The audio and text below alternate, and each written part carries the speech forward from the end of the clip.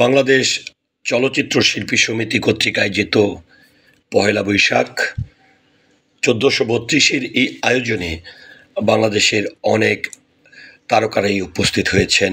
আমরা এই মুহূর্তে একদমই যাকে দেখাচ্ছি বা বিশেষ করে আমার সঙ্গে আছেন বাংলা চলচ্চিত্রের জনপ্রিয় এবং গুণী অভিনেত্রী নতুন আপা, তারপরে আমাদের বাংলাদেশ চলচ্চিত্র শিল্পী সমিতির কার্যনির্বাহী পরিষদের সদস্য রুমানা ইসলাম মুক্তি, তারপরে আমাদের বেবি আপা আছেন এবং সম্মানিত অনেক শিল্পীরাই আছেন।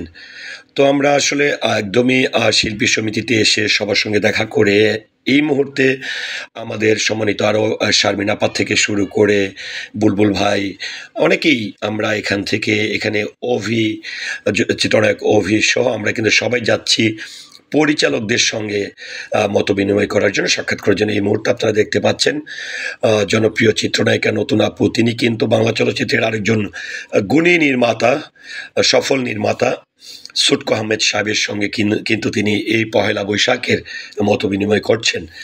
তো আসলে এই ভিডিওটির মাধ্যমে আমি দেখানোর চেষ্টা করছি যে আসলে অনেক দিন পর এই যে একটি চলচ্চিত্র পরিবার, প্রতিটি সংগঠনকে নিয়ে সবাইকে নিয়ে যে একটি পরিবার, আর এই পরিবার অনেক দিন পর একসঙ্গে হয়ে এই নতুন বর্ষবরণ অনুষ্ঠানটি কীভাবে উদযাপন করেছে সেই চিত্রটি এই মুহূর্তে আপনাদেরকে দেখাচ্ছি।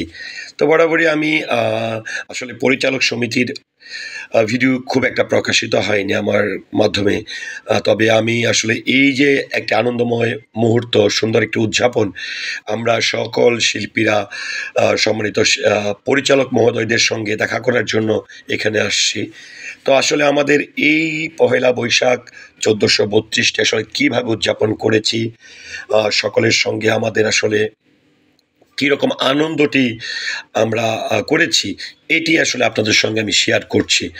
তো অবশ্যই এই মুহূর্তে আপনারা দেখতে পাচ্ছেন বাংলা চলচ্চিত্রের আরেকজন সুনামধন্য এবং গুণী নির্মাতা দেলোয়ার জাহান জন্টু স্যারকে, পাশাপাশি আরও বেশ কয়েকজন গুণী পরিচালকরাও কিন্তু এই সমিতিতে ছিলেন। তো আসলে সিনিয়র শিল্পীদের সঙ্গে যখন সিনিয়র যারা নির্মাতা আছেন তাদের যখন দেখা হয়, তখন সত্যিই আসলে অন্যরকম একটি সৌন্দর্য কিন্তু সৃষ্টি হয়। কারণ দীর্ঘদিনের পথ চলা, একই সঙ্গে অনেক কাজ, একই পরিবারের সঙ্গে যুক্ত থাকা, এটি অনেকটাই প্রাণবন্ত করে তুলেছে। তো আমরা এই মুহূর্তে একদমই চলচ্চিত্র পরিচালক সমিতির ভেতরে, যেটি সেমিনার কক্ষের পরে এসে তাদের যে কার্যনির্বাহী পরিষদের রুমটি রয়েছে, সেখানে আমরা ছবি তুলছি।